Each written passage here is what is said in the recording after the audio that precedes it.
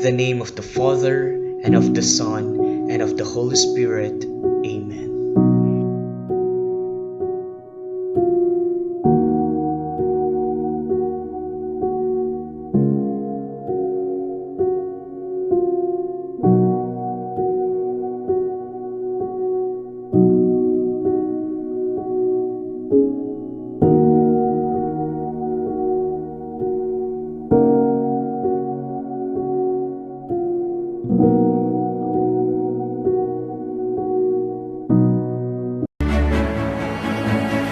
Good day, Collision Gems. This is yours for H, your lecturer for the week.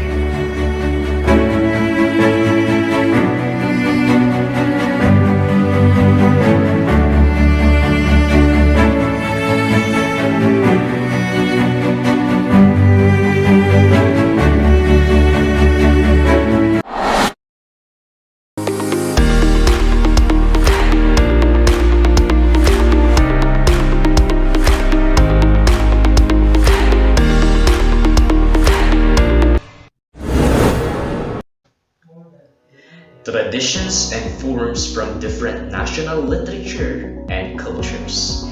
Now, before we move into the introduction, let's try to explore first the four major areas that we have to look into as regards world literature.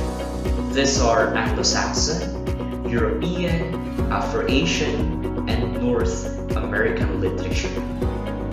Let's start first with Anglo-Saxon. There are two important epochs in Anglo-Saxon period.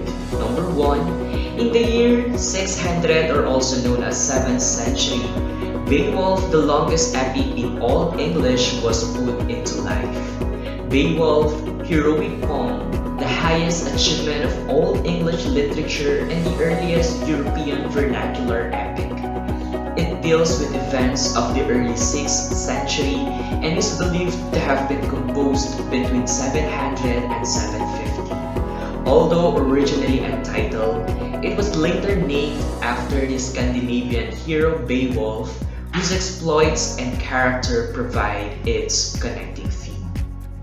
Number 2, we have Duke of Normandy. Duke of Normandy had conquered the British Isle, hence French has intervened in the evolution of English. William the Conqueror and his merry band of Normans brought with them Norman French, which became the language of the court, government, and the upper class for the next 3 centuries. That is all about Anglo-Saxon period. European literature. In the early time of the European literature, traditional Latin was the language manifested in literary works in most of their states, especially in Germany. As the prestige of the papacy began to decline, national consciousness began to increase in different states. This nationalism was manifested in literature written in national languages or vernacular instead of traditional Latin. The vernacular opened up such that cultural peculiarities could be more naturally expressed. This allowed literature to feel more realistic and human to the readers. In the late 1600 and early 1700, when the Enlightenment was well under the way in Britain and France, Germany was highly fragmented both politically and culturally. This period is marked by new emphasis on logic and intellectualism. Writers put more attention to useful rather than abstract thought, and expressed desires for improving the conditions of humanity through tolerance, freedom, and equality.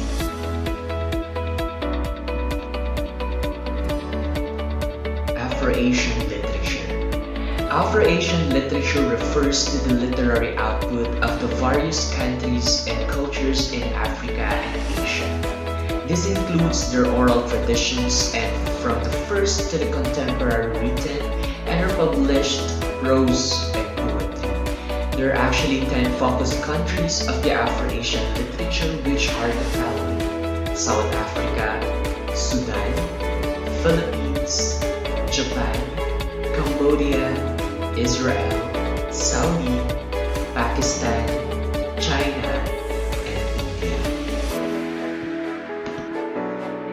North American literature. It's not impossible that some people in North America knew how to write before 1500 AD. Some Cherokee people tell stories about an early way of writing, for instance. These stories were usually about religion or about how people should act. The earliest North American literature was mainly sermons by men like Cotton Mather, written in 1600s and 1700s. African American people who had come over from Africa as slaves met local Cherokee people and translated traditional African and Cherokee stories into English as bird rabbit stories. By the 1800s, people were beginning to write novels or fictional stories like those of James Fenimore Cooper.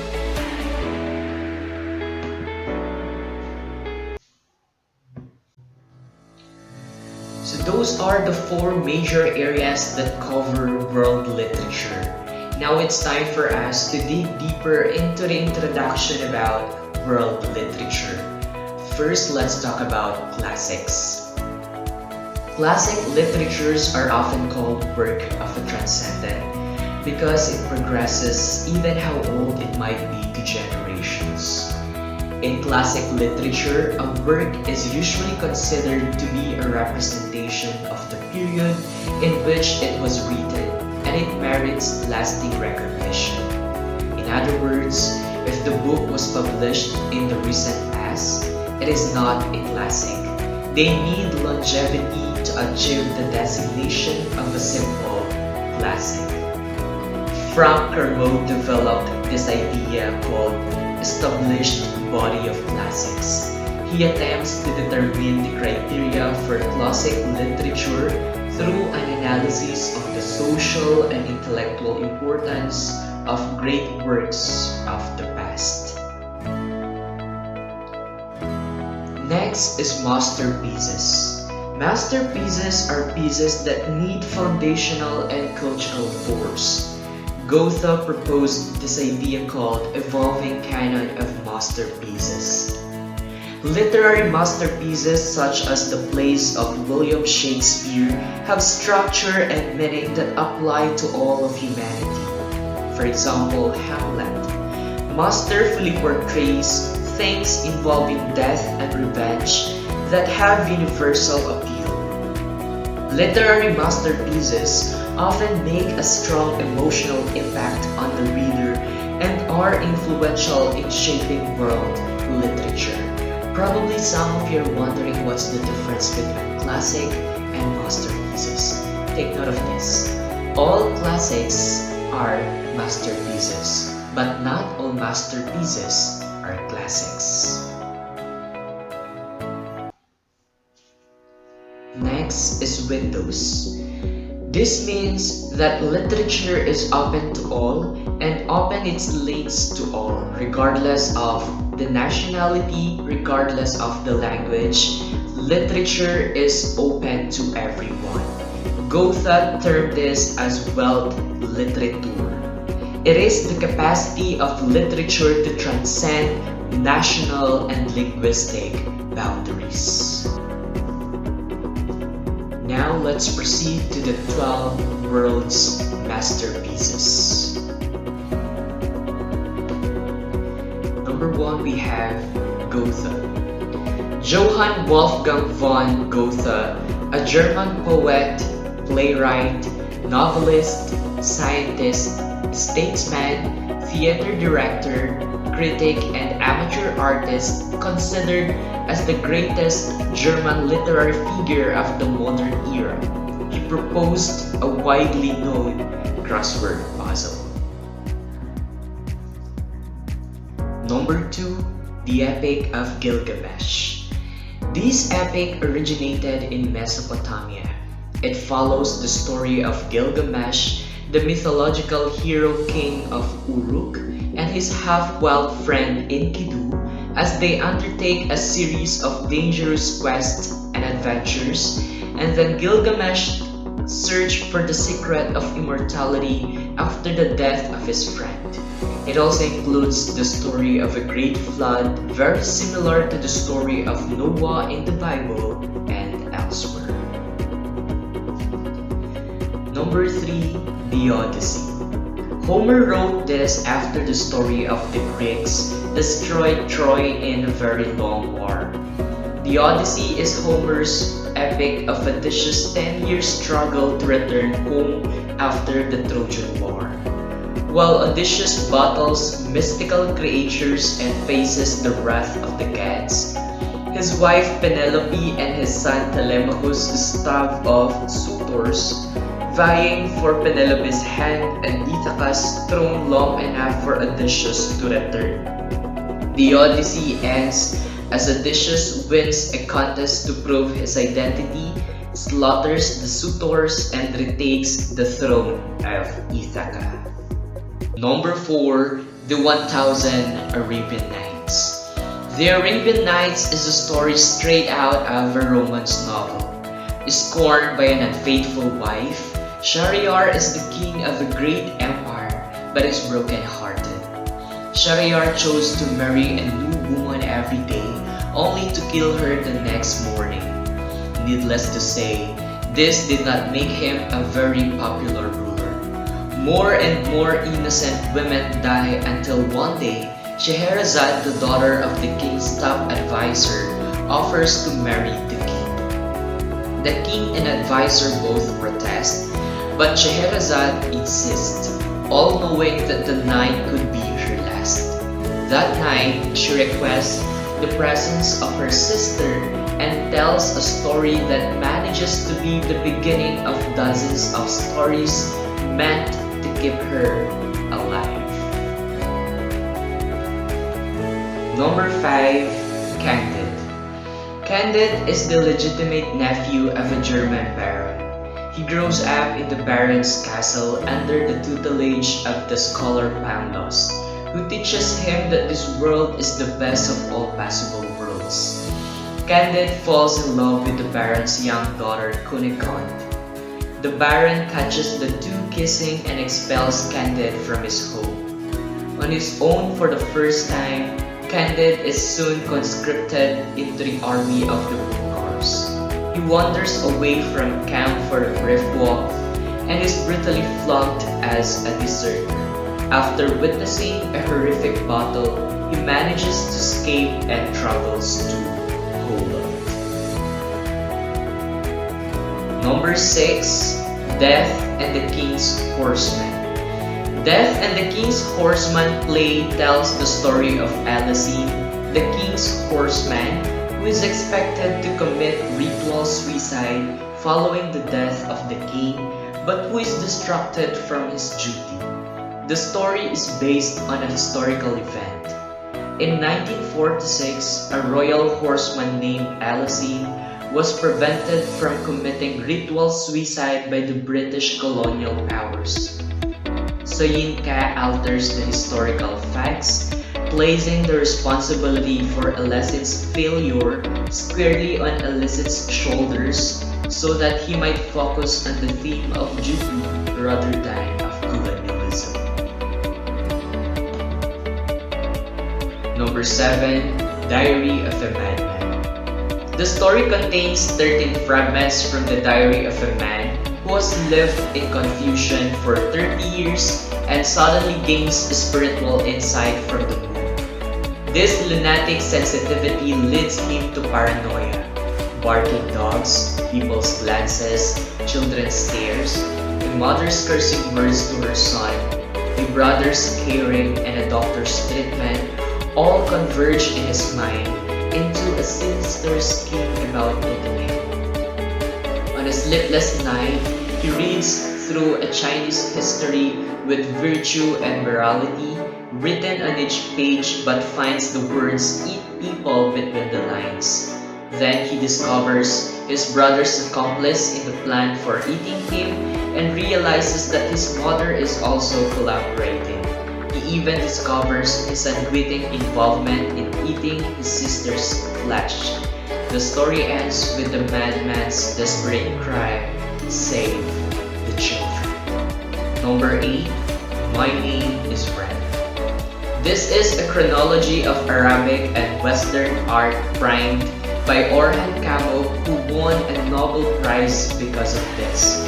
My Name is Red is essentially the story of love, a failed illustrator who has spent 12 years in the eastern provinces of the Ottoman Empire after falling in love with his beautiful cousin Shikure and being rejected by her. Number 9. Eileen Chang. Eileen Chang was born into an aristocratic family in Shanghai. Her father, deeply traditional in his ways, was an opium addict. Her mother, partly educated in England, was a sophisticated woman of cosmopolitan taste. Their unhappy marriage ended in divorce, and Chang eventually ran away from her father, who had beaten her for defying her stepmother, then locked her in her room for nearly half a year. Later, she was considered as the most influential Chinese writer. Often the concept of her pieces is about love, marriage, and family. Number 10. Tale of Genji. The story takes place in ancient Japan. Genji is the son of the king. His mother is the king's favorite concubine. Genji's future is foretold by a Korean sage in a prophecy heralding Genji's bright future, but his mother's fate turns for the worse. She spends her last days in frivolous court cases until finally she becomes ill and dies. Number 11. Fictions. These are collection of fictions in South American literature by Borges. The 17 pieces in Fictiones demonstrate the whirlwind of Borges' genius and mirror the precision and potency of his intellect and inventiveness, his piercing irony, his skepticism, and his obsession with fantasy. Borges sends us on a journey into a compelling, bizarre, and profoundly resonant realm. We enter the fearful sphere of Pascal's abyss, the surreal and literal labyrinth of books, and the iconography of eternal return. To enter the worlds in Fictiones is to enter the mind of George Louis Borges, wherein lies heaven, hell, and everything else in between. And lastly, we have the Lucians. The Lucians is the national epic of Portugal. It specifically tells the story of Vasco da Gama's voyage to India in the 16th century, but also details other voyages of the Portuguese during the period of time in which they were a major imperial force and a major force for world exploration. This was the discovery of India, an epic poem that is composed by 10 cantos with 1,102 stanzas.